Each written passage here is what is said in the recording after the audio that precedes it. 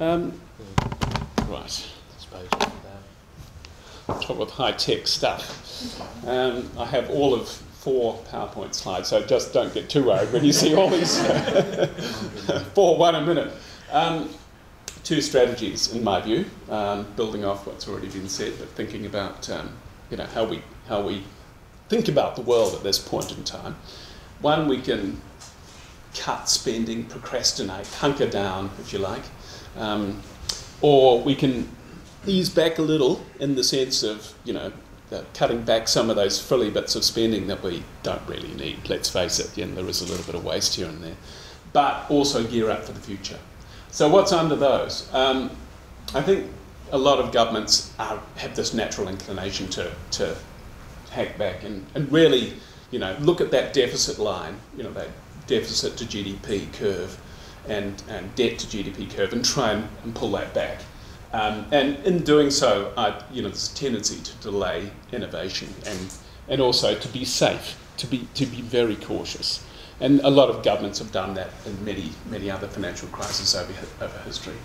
I think a more strategic position to take is to do a bit of trimming, a bit of judicious trimming. You can take advantage of the pressure, if you like, the fiscal pressure, cut out those silly things. But you've also got to think about what your long-term transition goals are. And, every crisis is an opportunity, as many people have said.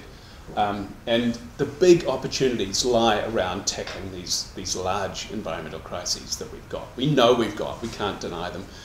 Climate change, biodiversity in particular. And energy security is another one that's more of an economic crisis in a sense, but it has very strong links to not only climate change, but also to the reasons for the latest hiccup in the world economy. So if you don't tackle that one, you're really not looking forward. So let's look at some of the ways some countries have been thinking about these things. I'm just comparing UK and New Zealand, 2 recent budgets. What have these 2 countries been thinking about looking forward? I'm not going to go through all this. Climate change is the biggest crisis facing the planet looking forward. What are we doing about it? What is the UK doing about it? Well, I would commend that UK goal of an 80% cut in greenhouse gas emissions by 2050. And I also like the way the British have put in place a 34% legally binding cut target. It's in their budget. I'm not going to read this all out. You can read it for yourself. We've got an ETS up and running in Europe, have had since 2005. It's sort of going in New Zealand. We've got the forestry sector in there, but more to come. Don't forget, aligning with Australia would slow it, and there are some real disadvantages of that sort of alignment, I think. One thing the government has done, I think, very commendably in the last budget is, and I can see Fiona from ECA nodding here, is the insulation package, 323 million over 4 years. It has a lot of co-benefits in terms of health and energy saving. Page 2, UK versus New Zealand. So there's a few more policies that we can think of as quite strategic looking forward. In the UK, huge support going into renewable energy, £6 billion over 3 years. And interestingly, they're pushing some money into small-scale community energy, £70 million, which, it's not a huge amount, but it's significant. It's certainly a little better than we're doing at the moment in that front. I happen to be on an inquiry into a national policy statement on renewable electricity. 1 more minute.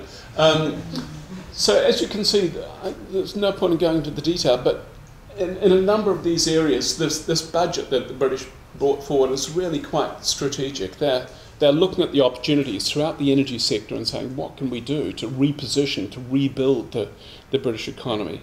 I want to finish with this slide because it compares the US and New Zealand. And, Obama has put a new face on what's happening there. 83% cut being talked about now in the legislation, Waxman and Markey bill poised, recently some interesting things like the US-wide adoption of Californian vehicle emission standards and a review of the biofuels rules, which are positive moves looking forward. You know, so they're very much focused on how they can transform their energy sector and how they can meet that very ambitious greenhouse gas target. You know, the 17% by 2020 is a bit inadequate, frankly, but you know, if they can get as far as 83% by 2050, I'll be very delighted, and I'm sure the world will as well. That's where we need to be going. So this is an opportunity to look forward on those visionary issues and really take advantage of it. Thank you. Thank you.